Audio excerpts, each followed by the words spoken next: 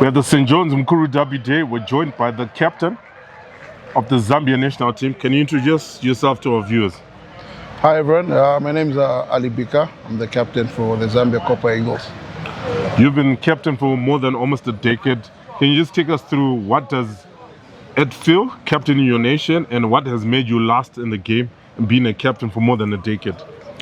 Yeah, thanks for the question. Yeah, it's been a tough journey. You know, as a country that's been struggling in developing our game and growing, it hasn't been easy being a captain because most of the time you find yourself on the losing side. But that journey has definitely built character. You know, it's built resilience, and I think it's improved my leadership qualities. And we've managed to improve our game, especially if you look at our last performances against teams like Zimbabwe and Botswana. And your last two tests against Zimbabwe, the other one in Lusaka last year, and the other one recently this year in Harare, they've actually been close games. Yeah. Do you feel that at a national team level, you've kind of like closed the gap between Zimbabwe? As much as Zimbabwe is a World Cup bound, but do you feel like you've closed the gap? Yeah, we'd actually like to thank Zimbabwe for actually helping us improve. You see, these fixtures that we have against Zimbabwe, especially like the Zambezi challenge, it's actually helping us to polish up on where we are lacking. So yes, we're not where we would like to be, but I think we've been slowly improving, and hopefully if we get our structures right at the development stage, that's under rugby and the club level, hopefully that can trickle down to the national team and possibly start getting ourselves into like Africa Cup, possibly maybe World Cup qualification in the future. And you had Mukuru Derby Day, you have mentioned about fixing your structures back home. How can you compare the level of schoolboy rugby within Zambia and what you have observed watching the Mukuru Derby Day right now in Zimbabwe? Yeah, the Mukuru Derby Day is a fantastic tournament. To be honest, I don't think we have this level of competition in our country. We do have it in some of the government schools, and it's quite competitive in the private schools.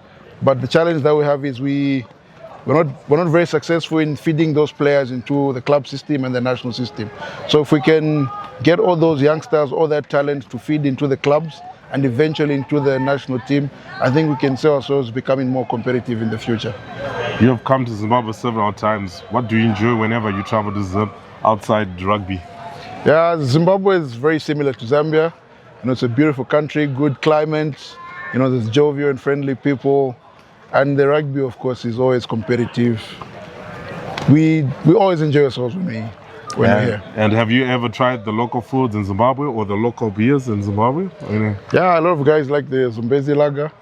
Not many people drink Pilsner, but I think the Sabo is pretty good as well.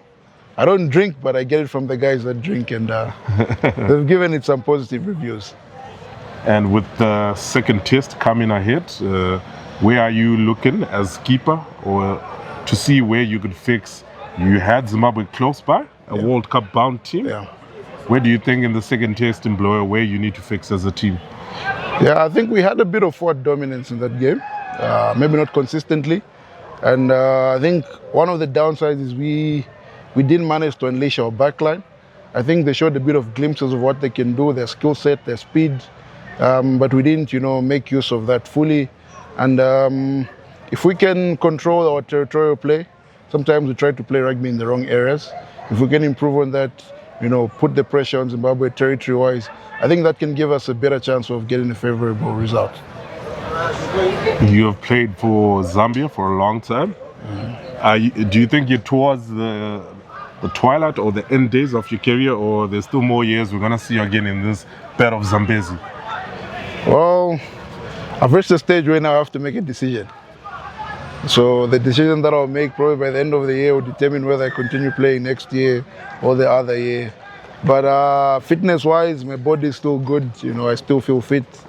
I'm sure you noticed I played 80 minutes on Saturday. So the body is still good, but we'll see what the future holds. And if maybe it requires a transition from playing into coaching or administration, I'll definitely keep myself in the rugby circles. And would you think you'll be more of the administration side when you eventually decide to hang your boots, or you want to go into coaching? I think coaching will be better suited for me. Administration is not bad, but I think my heart and probably my skills will be better applied on the field. And from the Zimbabwe side, what have you observed? Their World Cup bound team, what have you observed which they're doing of lately after playing them last year and just this year? Did you see any major changes or not yet? I haven't seen major changes per se. I think maybe one area where I feel Zimbabwe may need to step it up a little bit is probably maybe in the forwards, because I know in the World Cup they'll probably be playing bigger packs, faster packs, so they may need to step it up in that area. In the backs, I think you guys have got really fantastic backs. You've got quick, intelligent guys, so I don't think that's much of a worry. But the team is looking good, and obviously we're wishing them all the best in all their preparations for the World Cup. Skipper, there's the second test of the Battle of Zambezi in Bulawayo, a second leg. Before we have another leg in Zambia, would wish you all the best, and hopefully it'll be another exciting fixture between the two rivalries. Definitely. Thank you. Thanks a lot, appreciate it.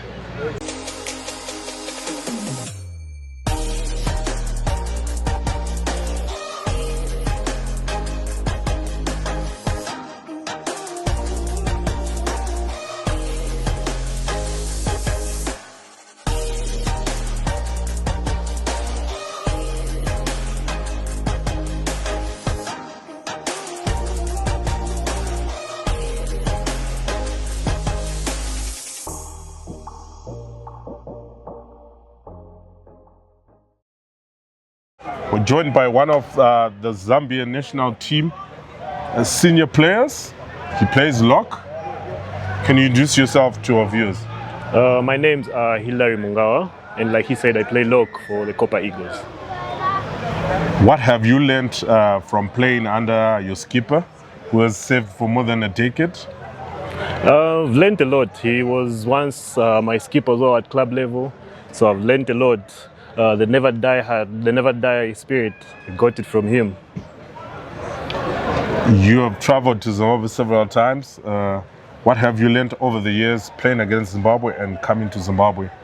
Mostly coming here to Zimbabwe, play at machinery exchange, they get the best out of you. The aggression level has to step up and everything. Playing against the stables, just have to match up to them. So every time we come here, it's a drawing board. We go back home, we keep on planning, working on ourselves, working on myself.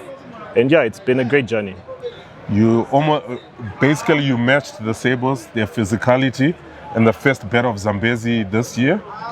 Are you impressed you play in the second row? Were you impressed how, as a pack, you operated? Yes, but we would have done more. I think our pack was very aggressive, and I think we were more physical than them.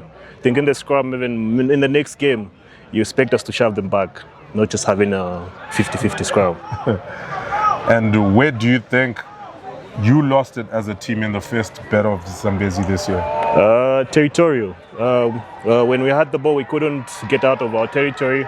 But every time they had the ball in that 22, the other kick for a 50-22. So we're always under pressure because of territory.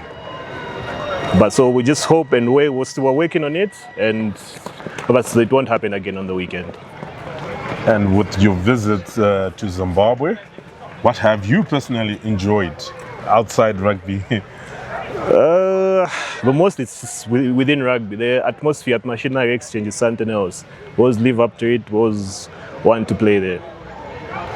And do you think, what do you need to do back home to get bigger crowds like the ones you experienced at machinery exchange for the test for the national team? For the national team, we just have to start winning more. I guess winning brings a huge crowd, but poor results, obviously the crowd won't be there. We wish you all the best in the second test of the Battle of Zambezi. Hopefully we'll see another close game, or you might just pull in an upset. Yeah, I hope so. Thank you. We're at the St. John's Mukuru Derby Day, where we caught up with the Zambian national team players who just took part in the first leg of the Battle of Zambezi, and they're enjoying here some beautiful schoolboy rugby. And they're just giving us some insight what happened in the first test of the Battle of Zambezi.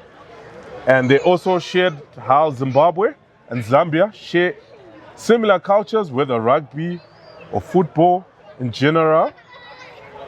And they're looking forward to the second test, which will be another battle of Zambezi in Blair at Hartsfield. And this has been the Rugby Wire. I'm Brian Matamba.